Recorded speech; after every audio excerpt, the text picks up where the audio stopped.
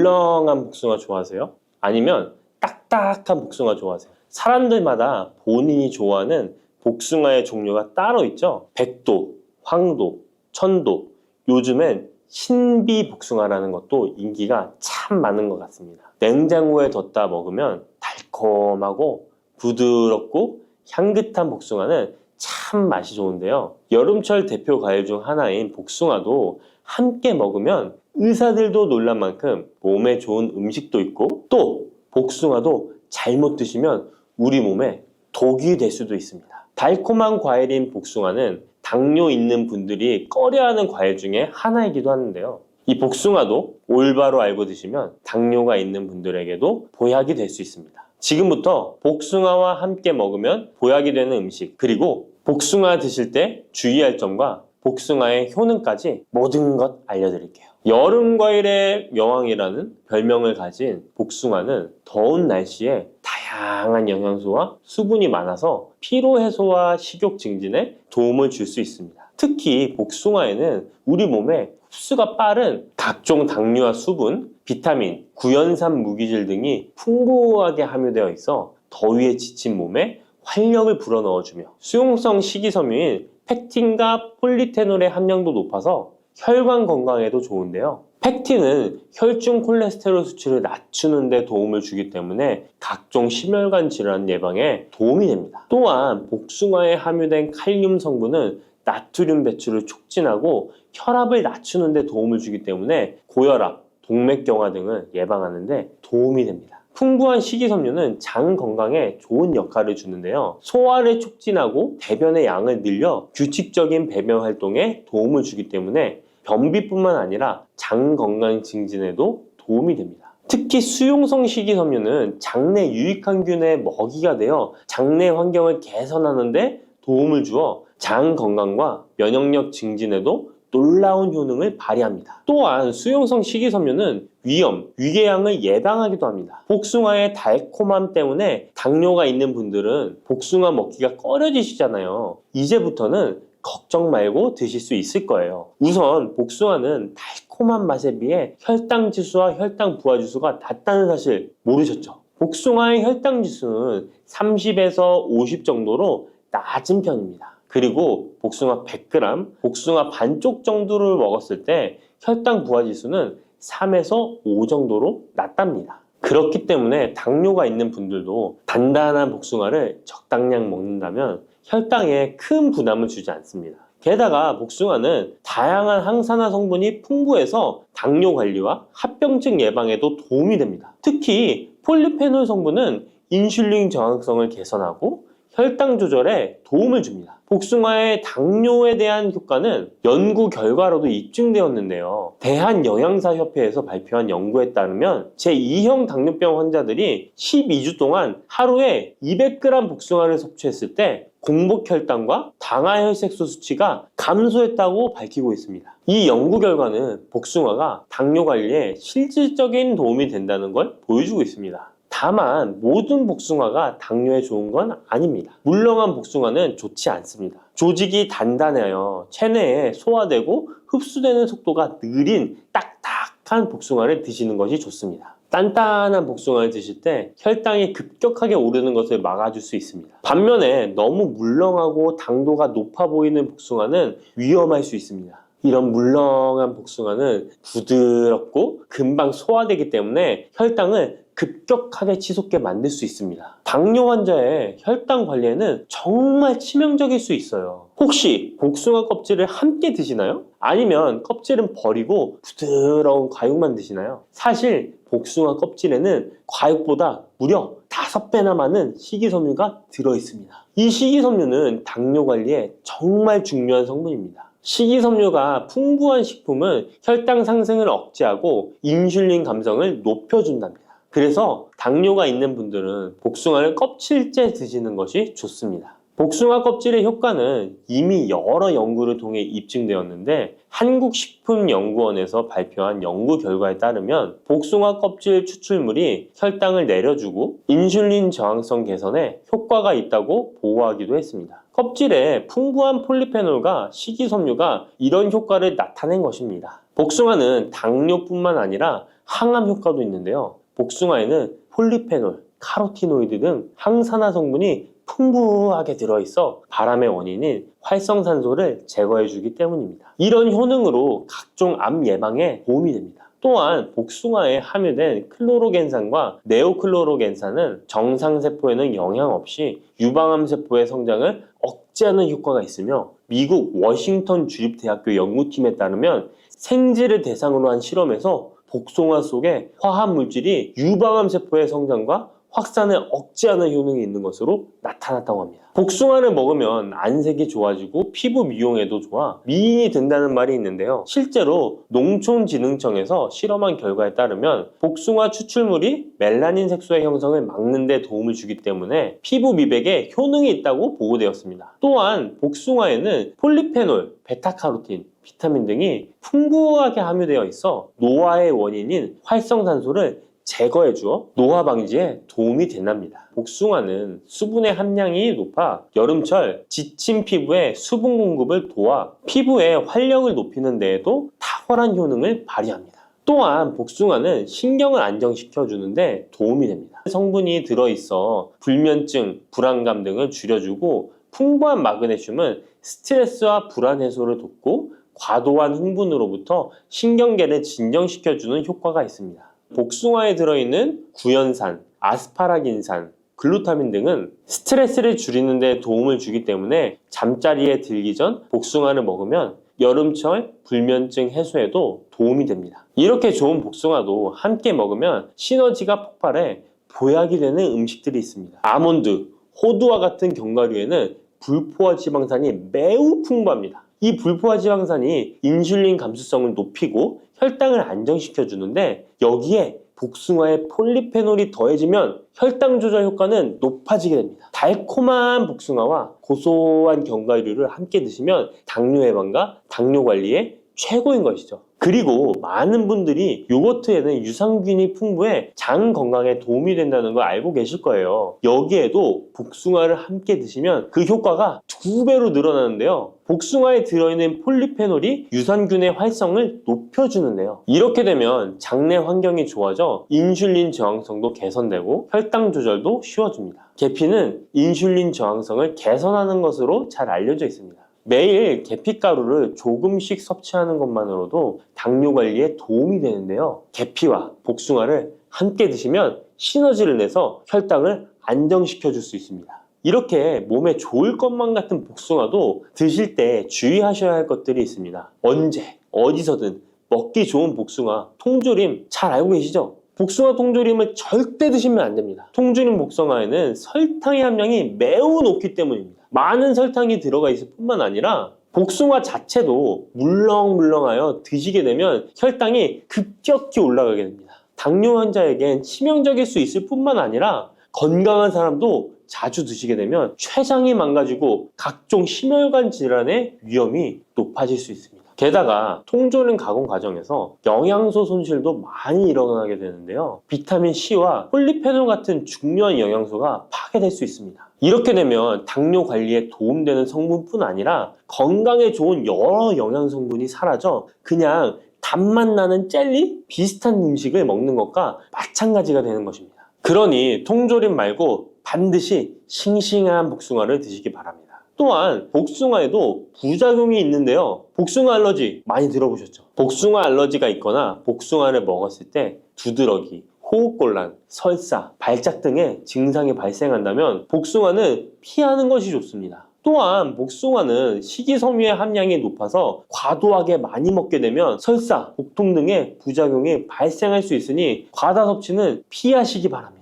지방 함량이 높은 음식과 함께 섭취하면 복숭아의 유기산이 지방 분해를 막아 배탈을 유발할 수 있습니다. 복숭아 씨앗에는 아미그달린 성분이 많이 들어있기 때문에 과다 섭취 시 사이안 화물 중독에 의해 구토나 간 손상, 호흡곤란, 동공 확장, 현기증 등의 부작용이 발생할 수 있으니 복숭아 씨앗 섭취는 절대 하시면 안 됩니다. 복숭아 보관은 어디에? 어떻게 하시나요? 냉장고 아니면 상온에 보관하실 텐데요. 일단 복숭아는 구입한 당일이나 다음날 바로 드시는 것이 좋습니다. 상온에서 2에서 3일 정도 보관했다가 드시면 맛이 가장 좋습니다. 그런데 구매한 양이 많아 전부 못 드시게 되면 냉장 보관하시기 바랍니다. 냉장 온도는 5도 정도의 온도로 유지해 주는 것이 좋습니다. 너무 차갑게 하시면 단맛이 떨어질 수 있으니 추천드리지 않습니다. 그러면 냉장 보관한 복숭아는 바로 꺼내 먹어도 될까요? 시원해서 좋을 수 있지만 먹기 1시간 전에 꼭 상온에 꺼내 두었다가 드시는 것을 추천드립니다. 8도에서 13도 사이가 복숭아가 가장 맛있는 온도입니다.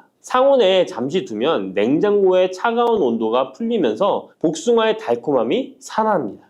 녹두는 이렇게 드셔야 당뇨가 예방되고 혈당이 쑥 떨어집니다. 한의학에서는 약으로 사용할 정도로 약효가 뛰어난 식재료가 녹두입니다. 우리 선조들은 이 약효를 잘 알고 일반 가정에서도 많이 사용했습니다. 이런 녹두가 만병의 근원인 고혈압과 당뇨에도 좋다는 사실 알고 계셨나요? 그런데 이렇게 좋다는 녹두도 잘 알고 드셔야 하는데요. 잘못 드시면 우리 몸에 독이 될 수도 있고 잘 드시면 보약이 될 수도 있습니다. 녹두는 어떻게 또 무엇과 먹어야 되고 주의할 점은 무엇인지 모두 알려드릴게요. 녹두에 약간 거친 식감을 싫어하시는 분들이 껍질을 까고 녹두 속 알맹이만 드시는데요. 녹두에 놀라운 영양 성분들이 거의 다 껍질에 있기 때문에 녹두 껍질은 반드시 함께 드셔야 합니다. 녹두에는 식이섬유가 풍부하고 소화를 돕는 효소가 많아 소화가 잘 안 되는 분들이 드시면 도움이 되는데요. 녹두에 풍부한 식이섬유가 장 운동을 활발하게 하고 소화를 돕는 효소가 장내의 유익균을 풍성하게 해줘 장 건강을 개선해 줄 수 있습니다. 우리 선조들은 기억력이 많이 약해진 환자에게 녹두죽을 먹여 몸을 회복시켜 주었는데요. 그만큼 몸이 약해진 환자들의 몸에도 흡수가 잘 될 만큼 녹두가 우리 몸에 좋다는 것이죠. 놀랍게도 녹두에는 마그네슘, 칼슘과 같은 미네랄 성분들도 풍부한데요. 이 풍부한 칼슘은 골다공증을 예방하고 뼈를 튼튼하게 하는 효과가 있습니다. 칼슘이 뼈를 이루는 주성분인 것은 잘 알고 계시죠? 마그네슘은 이런 필수 미네랄인 칼슘의 흡수를 도와주기 때문에 녹두가 뼈 건강에도 놀라운 효능을 발휘할 수 있는 것입니다. 그런데 녹두는 성질이 차기 때문에 몸이 찬 분들은 주의해서 드시는 게 좋은데요. 이 때문에 녹두의 껍질을 벗기고 드시는 분들이 있습니다. 하지만 마늘과 함께 드신다면 몸이 찬 분들도 조금 더 편안하게 녹두를 드실 수 있습니다.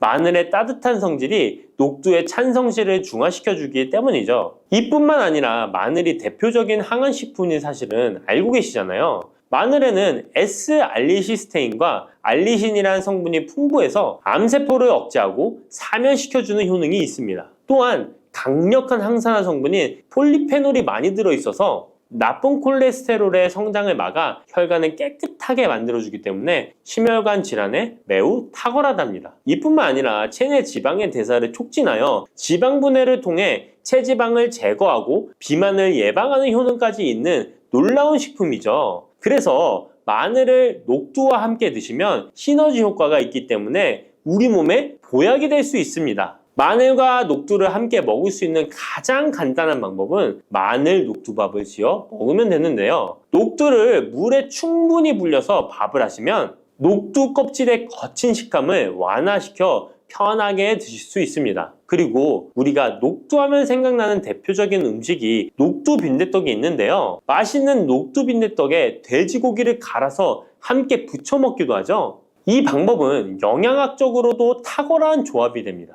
녹두에 부족한 필수 아미노산인 트립토판 같은 성분이 돼지고기에 풍부하게 들어있기 때문인데요. 트립토판이나 메티오닌 같은 필수 아미노산은 우리 몸에서 합성되지 않아 반드시 음식을 통해 섭취해야 합니다. 돼지고기가 이런 아미노산의 훌륭한 공급원이 될 수 있기 때문에 나이가 들면서 기력이 약해진 분들이 녹두와 돼지고기를 함께 드시게 되면 기력 회복에 좋은 효과를 보실 수 있습니다. 또한 돼지고기에는 단백질이 풍부하여 근육을 튼튼하게 하는데 도움을 주고 풍부한 비타민 B1은 피로 회복과 신경 안정에도 매우 효과적입니다. 철분도 풍부해 나이가 들며 부족해지는 철분 보충에도 효과를 볼 수 있고 필수 지방산인 리놀렌산이 많아 동맥경화와 고혈압 같은 성인병의 예방, 아연, 셀레늄, 비타민 B6 등의 영양소가 면역력을 강화하는 데에도 도움을 줍니다. 녹두는 또한 혈당을 낮춰주고 인슐린 감수성을 높여주는 효능이 있어서 당뇨 관리에도 너무 좋은 식품인데요. 풍부한 식이섬유는 소장에서 당의 흡수를 지연시켜주고 다양한 미네랄과 비타민이 당뇨로 인한 합병증을 예방하는 데에도 좋은 효능이 있습니다. 이때 팥과 함께 드시면 이런 효과들이 매우 높아집니다. 팥은 강력한 항산화 성분인 안토시아닌이 풍부해서 혈관의 활성산소를 제거해주고 혈관세포의 손상을 예방해줘서 혈관을 깨끗하고 건강하게 해줄 수 있습니다. 2014년에 발표된 한 연구에서 팥을 섭취하는 것이 2형 당뇨병 환자의 혈당 수치와 인슐린 저항성을 개선하는 데 도움이 되는 것으로 보고됐습니다. 이 연구에서는 4주 동안 매일 팥을 섭취한 결과 당뇨 환자들의 공복 혈당 수치가 평균 19.5% 감소하였고 인슐린 저항성이 감소하는 결과를 볼 수 있었습니다. 또한 팥은 쌀의 10배 이상, 바나나의 4배 이상의 많은 칼륨을 함유하고 있는데요. 칼륨은 몸 안에 나트륨을 배출하고 당뇨 환자의 신장 기능을 강화시켜주며 혈압 상승을 억제해주는 효능이 있습니다. 팥은 한의원에서 다이어트를 위한 처방을 할 때도 사용되는데 팥의 풍부한 칼륨은 이뇨작용을 통해 부종을 줄여줄 수 있기 때문에 지방이 몸에 축적이 잘 되어 살이 찌는 사람에게 효과적입니다. 특히 쉽게 붓고 살이 찌는 분들에게 더욱 효과가 좋은데요. 한 실험에서 실험지에 팥 추출물을 먹였더니 체지방 함량이 30% 이상 줄었고 몸무게도 37%나 감소한 결과를 발표하기도 했습니다. 자, 이렇게 녹두와 함께 복용하면 좋은 식품들을 알아보았는데요. 그렇다면 녹두를 복용할 때 주의할 점은 어떤 것이 있는지도 한번 살펴보겠습니다. 첫 번째는 녹두의 차가운 성질인데요. 녹두의 차가운 성질은 우리 몸의 열을 낮춰주고 스트레스를 해소하는 효과가 있습니다. 또한 염증 완화를 시키고 통증을 줄이는 데도 도움이 되는데요. 그래서 녹두로 속을 채운 베개를 쓰면 두통이 완화되기도 합니다. 다만 이런 찬 효능 때문에 녹두를 드실 때 주의하셔야 하는데요. 평소 몸이 찬 분들이 녹두를 많이 드시게 되면 오히려 몸에 해가 될 수 있습니다. 위나 장이 차가워지면 소화력이 떨어지고 복통이나 변비, 설사가 나타날 수 있습니다. 이런 분들이 녹두를 드시려면 앞에서 알려드린 대로 마늘과 함께 드셔보시기 바랍니다. 그리고 두 번째 주의할 점은 바로 녹두의 강력한 해독작용입니다. 녹두의 해독작용은 우리 몸의 중요한 장기 중 하나인 간에 많은 도움을 주는데요. 간은 우리 몸의 독소를 해독하는 역할을 맡고 있는데 녹두가 이런 간의 해독 기능을 도와주게 됩니다.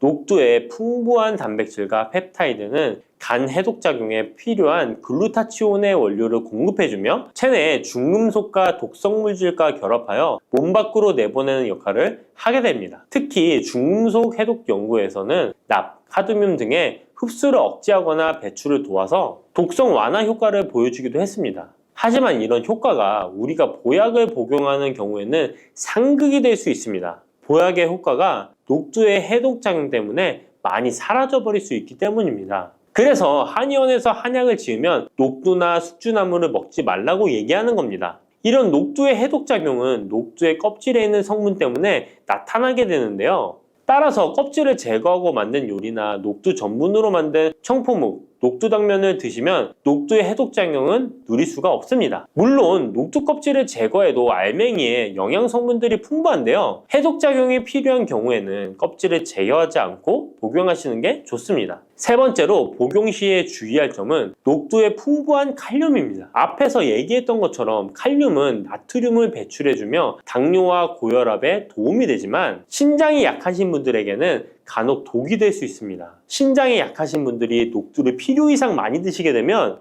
칼륨 배출이 제대로 안 되면서 몸에 칼륨이 쌓여서 고칼륨 혈증이 발생할 수 있습니다. 그렇게 되면 근육 약화나 부정맥, 심장 질환 등의 증상이 발생할 수 있으니까 신장이 약하신 분들은 과도하게 많이 드시지 않는 게 좋습니다. 여름하면 생각나는 과일이 있죠. 바로 수박입니다. 더울 때 갈증과 더위를 씻어주는 수박도 함께 드시면 독이 되는 음식이 있다는 사실 알고 계셨나요? 당뇨 있는 분들은 특히 수박을 꺼려 하시는데요. 수박을 드실 때 올바로 알고 드시면 건강하신 분들 뿐만 아니라 당뇨가 있는 분들에게도 보약이 될 수 있답니다. 그리고 수박 껍질 버리기가 참 귀찮으시죠? 수박 껍질을 활용하는 방법도 있으니까 기대해 주세요. 지금부터 수박과 상극의 음식들과 주의할 점, 함께 먹으면 보약이 되는 음식, 그리고 수박의 효능까지 모든 것 알려드릴게요. 수박과 함께 먹으면 안 되는 음식은 도대체 어떤 것일까요? 먼저 수박을 드실 때 바나나는 절대 드시면 안 됩니다. 수분 보충에 최고인 수박과 에너지 충전과 다이어트에 좋은 바나나는 함께 드시면 좋지 않습니다. 그 이유는 칼륨 때문입니다. 칼륨은 우리 몸에 정말 중요한 무기질입니다. 칼륨이 부족하면 피로감이 올려들고 기운이 빠져 무기력해지는 상태가 될 수 있습니다. 그런데 칼륨이 보충이 되면 우리 몸에 에너지를 공급하여 활력을 주게 됩니다. 또한 칼륨은 우리 몸속에 나트륨을 몸 밖으로 배출시켜 혈압을 안정적으로 유지시켜 주기도 합니다. 따라서 고혈압과 고지혈증, 심장병, 동맥경화와 같은 심혈관 질환 예방을 위해서는 칼륨이 꼭 필요합니다. 하지만 이렇게 좋은 칼륨도 신장이 좋지 않은 분들에게는 크게 무리를 줄 수 있습니다. 신장에서 칼륨이 잘 배출되지 않으면 근육이 약해지고 심장에서는 부정맥도 일으킬 수 있습니다. 수박과 바나나 모두 칼륨이 풍부하다는 것입니다. 함께 드시면 지나친 칼륨 섭취로 인한 부작용이 발생할 수 있다는 것 기억해 주세요. 최근 수박과 함께 치즈, 요거트를 곁들인 샐러드가 인기를 끌고 있는데요. 수박과 치즈, 요거트는 함께 드시면 안 되는 음식입니다. 함께 드시면 달콤 짭짤해서 먹기에는 너무 좋지만 우리 몸 안에서는 문제가 발생하게 되는데요. 수박 속에는 이뇨작용과 혈액순환을 도와주는 수분과 비타민까지 가득합니다. 눈 건강에 좋기로 소문난 비타민 A와 우리 몸에 에너지 충전 역할을 하는 비타민 B, 그리고 피로 회복에 도움을 주는 비타민 C가 많이 들어있죠. 뜨거운 여름에 수박 한 입 먹으면 더위에 지친 몸에 필요한 비타민과 무기질이 바로 채워지게 되는 것이죠. 게다가 수박의 영양 성분은 우리 몸에 곧바로 흡수되어 기력이 금방 회복될 수 있는 것입니다. 그런데 이때 요거트, 치즈와 함께 드시면 수박과 정반대의 작용을 하게 됩니다. 수박에 가득한 수분은 혈관을 타고 우리 몸에 비타민을 채워주고 반대로 혈관 속 찌꺼기와 노폐물을 몸 밖으로 빠르게 배출시켜주는 역할을 하지만 치즈와 요거트의 단백질과 지방은 느리게 소화되기 때문에 소화의 속도가 크게 차이가 나게 되는 거죠. 치즈의 요거트는 느리게, 수박은 빠르게 반응하게 되어 복부 팽만감과 소화불량을 일으킬 수 있습니다. 그리고 튀김 같은 기름 범벅인 음식도 수박과 함께 드시면 안 됩니다. 수박은 자체가 매우 차가운 성질을 가지고 있습니다. 무더위에 지친 우리 몸속의 열을 뚝 떨어뜨려주는 역할을 할 수 있는 것이죠. 그런데 기름기 가득한 튀김과 함께 드시면 어떤 일이 일어날까요? 위장 속에서 기름이 딱딱하게 굳어 소화에 굉장히 오랜 시간이 걸리게 됩니다. 더 심각한 것은 수박의 대부분을 차지하는 수분이 위액을 묽게 희석하여 소화를 더 느리게 만들어 버리는 것입니다. 여름에 유독 소화가 잘 안 되는 분들이 식후에 수박처럼 수분이 많은 과일을 후식으로 드셨기 때문일 수 있으니까 앞으로는 소화를 위해 수박을 식후에 바로 디저트로 드시기보다는 공복에 따로 드시는 것이 훨씬 좋습니다. 그렇다면 수박은 무엇과 어떻게 드시는 것이 좋을까요? 깜짝 놀랄 만한 음식인데요. 바로 계피가루입니다. 수박에 계피가루를 살짝 뿌려 드시면 어떤 효과가 있을까요? 국민대학교 식품영양학 연구 결과에 따르면 계피에 들어있는 폴리페놀 성분이 우리 몸의 인슐린 저항성을 개선시켜준다고 합니다. 인슐린 저항성이 개선되면 혈당이 낮아지고 당뇨병 위험이 줄어드는 것이죠. 수박과 계피가루를 함께 드시면 이런 당뇨 관리 효과를 배로 누릴 수 있답니다. 수박의 당이 혈당을 높일까 걱정되시는 분들도 계피가루와 함께 드시면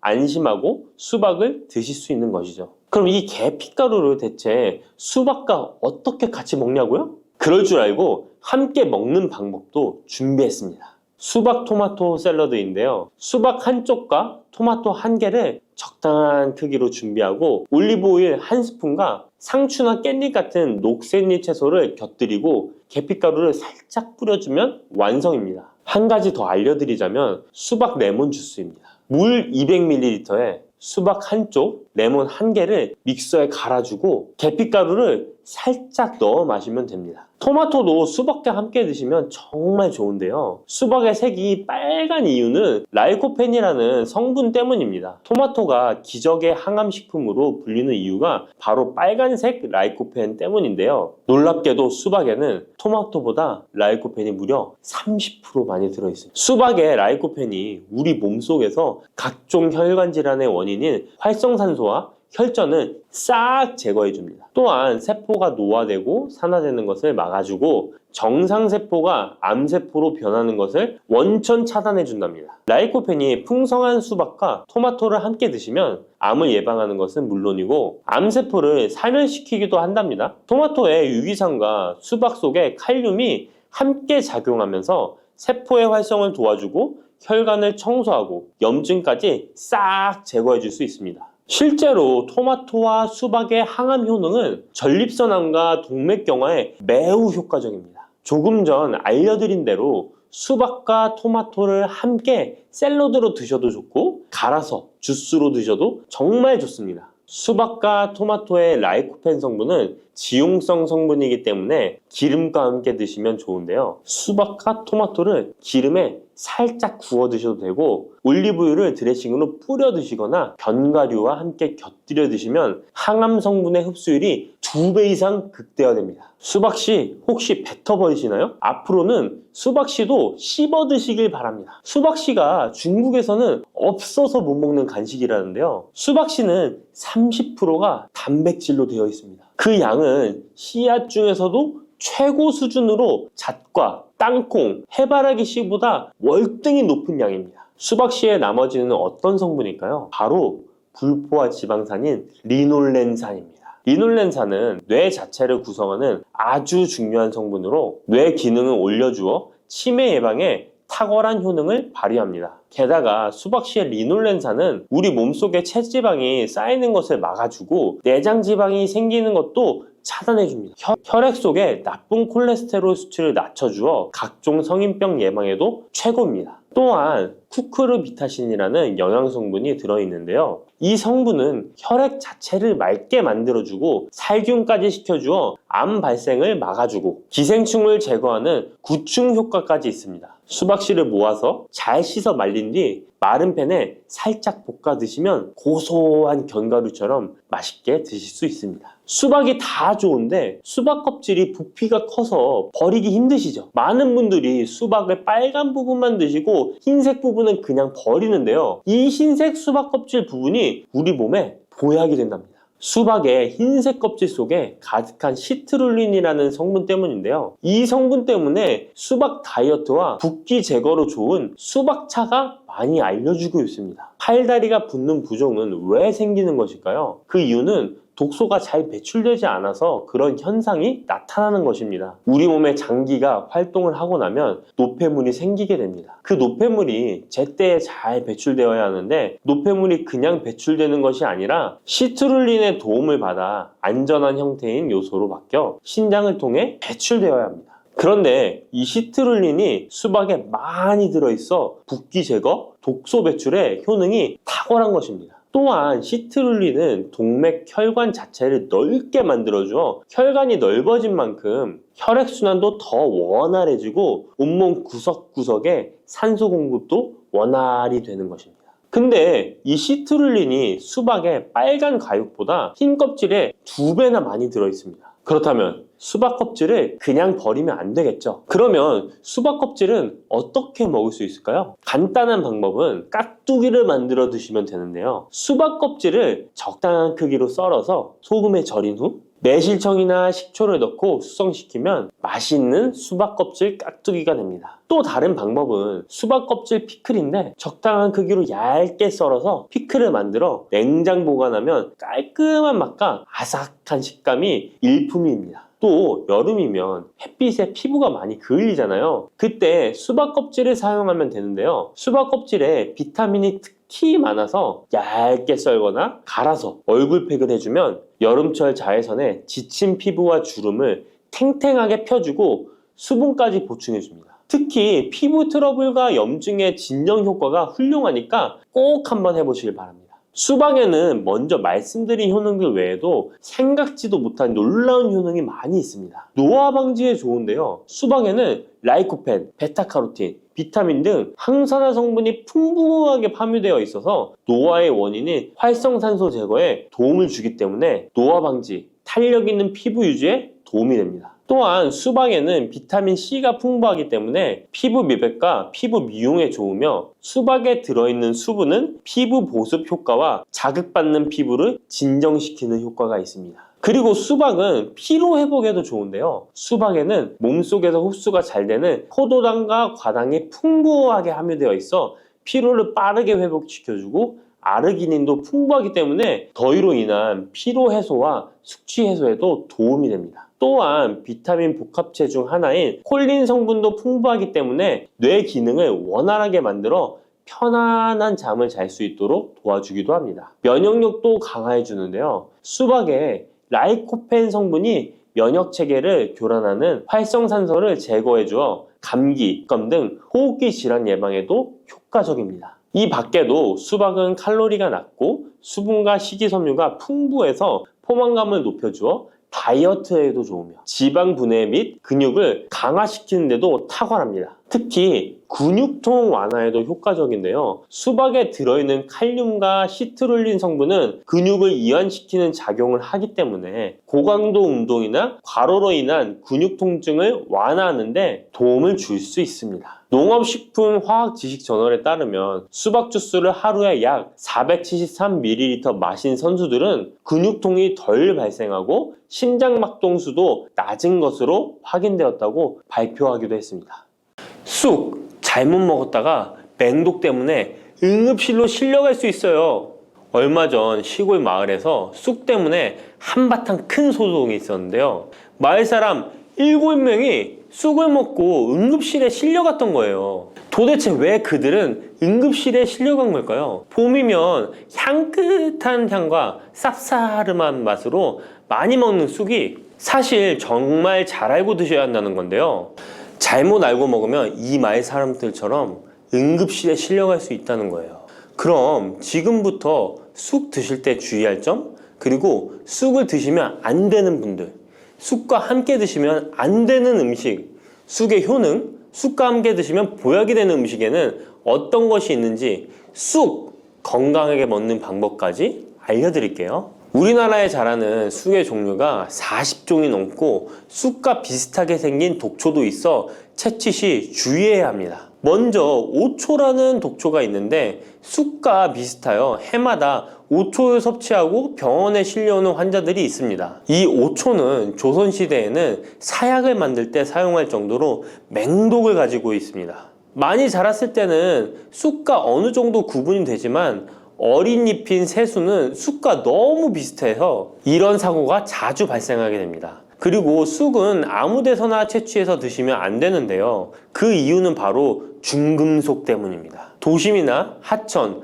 도로변에서 채취한 쑥에서는 기준치 이상의 발암물질인 중금속이 검출되고 있어 쑥을 채취할 때는 각별히 주의하시고 웬만하면 안전하게 재배하여 판매되는 쑥을 드시는 것을 권장합니다. 또한 쑥 자체에서도 독성이 있어 주의가 필요한데요. 소화기관이 약한 사람이 과하게 섭취할 경우 복통, 설사 등의 문제가 발생할 수 있습니다. 임산부가 쑥을 드시면 자궁수축을 유발하여 조산이나 유산의 위험을 증가시킬 수 있습니다. 쑥의 독성은 봄에 채취할 때보다 여름에 채취한 싹에서 강하게 나타나게 됩니다. 쑥의 독성으로 인해 알레르기를 일으킬 수 있는데 재채기, 콧물, 눈물이 나며 두드러기, 복통의 증상이 나타날 수 있으며 심하면 호흡곤란이 생길 수 있습니다. 평소에 복숭아, 사과, 해바라기 또는 국화와 식물로 인해 알레르기 반응을 일으키는 분들은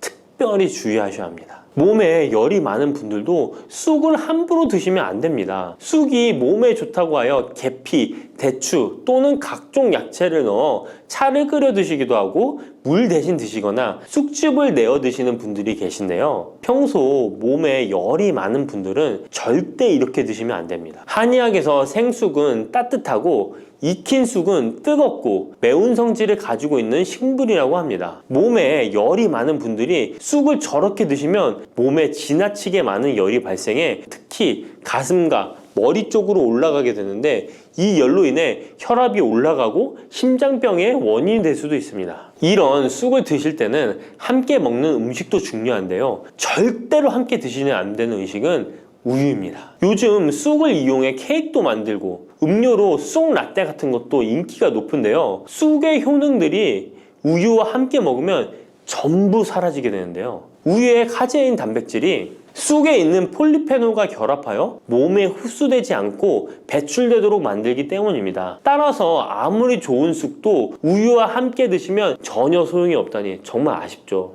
이때 한 가지 방법이 있습니다. 우유 대신 아몬드유나 오트밀 같은 대체유를 사용하시면 이런 문제는 바로 해결이 가능해요. 그렇다면 쑥은 이렇게 주의할 점만 있을까요? 당연히 쑥에는 우리 몸에 좋은 효능들이 많은데요. 쑥의 효능 4가지 바로 알아볼게요. 첫 번째, 쑥의 효능은 염증 제거에 탁월한 효능을 발휘합니다. 쑥은 예로부터 약초로 많이 사용되어 왔고 현대 한의학에서도 쑥은 약재로 많이 사용하고 있습니다. 특히 쑥은 민간요법으로 상처에 붙여 감염을 방지하거나 혈관 내의 염증을 제거하는 데 사용되었는데요. 이러한 쑥의 사용법은 과학적으로도 올바른 방법으로 인정되고 있습니다. 이러한 항염증 효능은 쑥에 함유된 타닌 성분 때문인데요. 타닌은 몸속에 유해물질을 배출하는 데 도움을 주며 쑥 특유의 떫은 맛을 내는 역할도 하지만 항염, 항알러지 작용으로 아토피와 같은 알러지 체질을 개선하는 데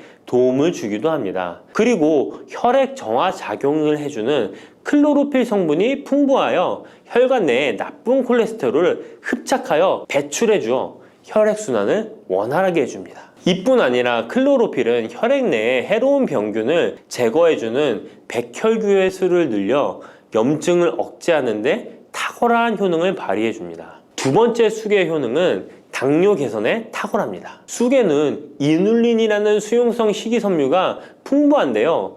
이 성분은 장에서 포도당의 흡수를 느리게 만들어 식후의 혈당이 급격히 오르는 것을 예방해 줍니다. 건강한 성인을 대상으로 한 최근의 한 연구에서는 이들이 쑥 추출물을 먹고 난 후에 식후 혈당이 눈에 띄게 낮아진 결과를 확인할 수 있었습니다. 그리고 클로로겐산이라는 성분이 많아 간에서는 포도당의 합성을 억제하고 근육에서는 포도당의 이용을 촉진해서 혈당 조절에 큰 역할을 해준답니다. 실제 연구에서도 클로로겐산은 공복 혈당과 당화혈색소가 크게 낮아지고 인슐린 감수성이 높아진 사실도 밝혀졌습니다. 그런데 이 두 가지 성분보다도 훨씬 더 중요한 것이 있는데요. 그것은 바로 시네올입니다. 시네올이 혈당 조절에 결정적인 역할을 하는데요. 췌장의 베타세포를 자극하여 인슐린 분비를 촉진시키며 말초 조직에서는 인슐린 감수성을 높이는 역할을 합니다. 시네올 말고도 쑥에는 이눌린, 클로로겐산, 폴리페놀 등 여러 생리활성 물질들이 복합적으로 작용해서 당뇨를 개선하는 효과를 나타내는 것이랍니다. 세 번째 쑥의 효능은 몸을 따뜻하게 해주는 역할입니다. 당뇨 개선에도 도움을 주는 시네올은 특유의 향을 내며 몸을 따뜻하게 해주는 효과가 있습니다. 시네올은 혈액순환을 촉진하고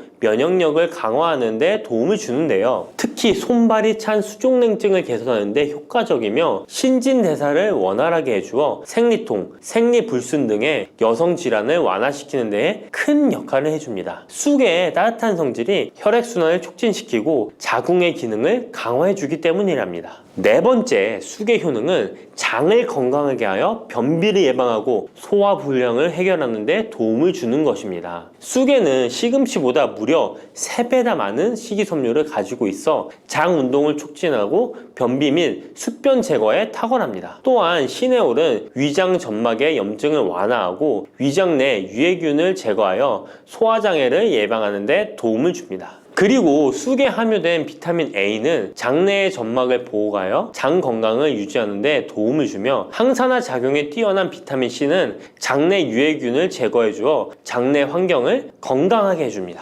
평소 소화가 잘 되지 않는 분은 쑥을 섭취하셔서 답답하고 더부룩한 증상을 해결하면 정말 좋겠죠? 근데 쑥을 드실 때 쑥만 드시는 게 아니잖아요. 다른 음식들과 같이 드시는데 쑥도 궁합이 맞는 음식이 따로 있다는 거 아시나요? 이렇게 몸에 좋은 쑥도 함께 드시면 보약이 되는 찰떡궁합 음식이 있습니다. 쑥과 함께 드시면 보약이 되는 첫 번째 음식은 쌀입니다. 쑥하면 생각나는 음식이 쑥떡 아닌가요? 어릴 적 쑥개떡을 맛있게 먹었던 기억이 있는데요. 쑥떡은 우리나라 사람들에게 사랑받는 음식입니다. 많은 분들이 나이가 들며 당뇨도 많이 생기고 혈당이 오르는 것을 염려하여 쌀밥을 줄이시는 경우가 많이 있는데요. 쌀은 우리 식단에서 빼놓을 수 없죠. 쌀은 70% 이상이 녹말로 구성되어 있어 우리 몸에 필요한 에너지를 제공하는 핵심 원료입니다. 이 녹말은 우리 몸에 거의 완벽하게 흡수되는데요. 쌀에는 6% 이상의 단백질도 함유되어 있어 근육에 필요한 활력과 에너지를 보충해주는 역할도 합니다. 하지만 쌀에는 지방, 식이섬유, 미네랄, 비타민이 다소 부족하다는 단점이 있는데 쑥과 함께 드시면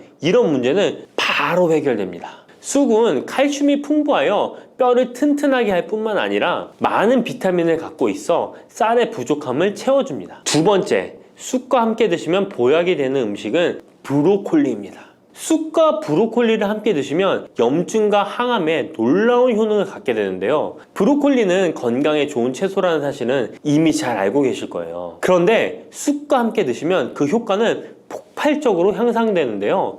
우선 철분의 흡수율이 2배 이상 높아집니다. 특히 철분이 부족한 산모뿐만 아니라 모든 연령대의 여성들에게 좋은 식품이 됩니다. 그리고 서로의 무기질과 비타민의 구성이 좋아 염증 해소에 정말 대단한 시너지 효과를 발휘하게 되는데요. 혈액이 산성화되어 염증이 생기는 것을 원천 차단해주고 세균에 대한 저항력도 길러주어 최고의 항암식품이 된답니다. 쑥과 브로콜리의 식이섬유가 함께 작용하면 놀라운 효능을 발휘합니다. 쑥에는 아테미신산이라는 식이섬유가 풍부한데 이 성분이 간에서 중성지방의 제사를 원활하게 하는데 도움을 줍니다. 이렇게 되면 지방간도 해결되며 몸에 지방이 저장되는 것을 막아주어 다이어트와 붓기 제거, 특히 뱃살 제거에 탁월합니다. 세 번째, 쑥과 함께 드시면 보약이 되는 음식은 계란입니다. 쑥과 함께 계란을 드시면 나이가 들면 많이 생기는 신경통과 손발 저림 증상을 해결할 수 있습니다. 특별히 여성들에게 도움이 많이 되는데요. 쑥의 따뜻한 성질로 인해 혈액순환이 잘 되고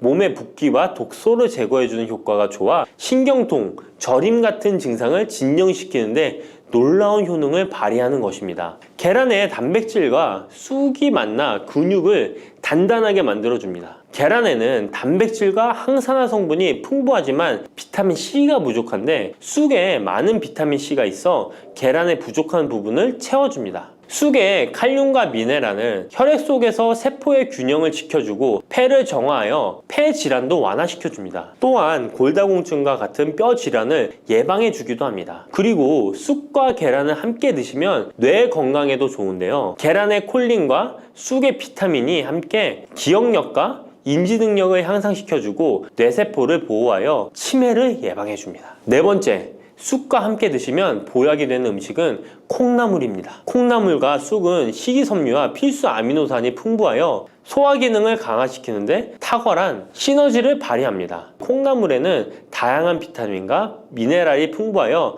자연적인 비타민 보충제 역할을 합니다. 콩나물에는 지방이 적지만 이를 쑥과 함께 섭취함으로써 체내의 염증을 줄이고 면역력 강화에 필요한 비타민C와 비타민 E를 보충할 수 있습니다. 쑥과 콩나물을 함께 드시면 피부 건강에도 매우 유익합니다. 콩나물이 함유된 실리카와 쑥의 비타민이 함께 작용하여 피부 탄력과 보습을 개선할 뿐만 아니라 노화를 예방하니 정말 좋은 궁합인데요. 쑥과 함께 먹으면 좋은 음식은 이렇게 많은데요. 그렇다면 쑥은 어떻게 먹어야 건강하고 맛있게 먹을 수 있을까요? 쑥떡 같은 음식은 이미 잘 알고 계시죠? 쑥을 잘 세척하여 말린 다음에 가루로 만들어 두시면 여러 요리에 사용하기 편리하고 오랫동안 보관하기에도 좋아요. 요거트에 쑥가루를 섞어 드시면 혈당 관리와 더불어 장 건강에도 도움이 됩니다. 밥 지을 때 잡곡과 함께 쑥을 넣어도 좋고 쑥 부침개, 쑥 전병 등을 만들어 드셔도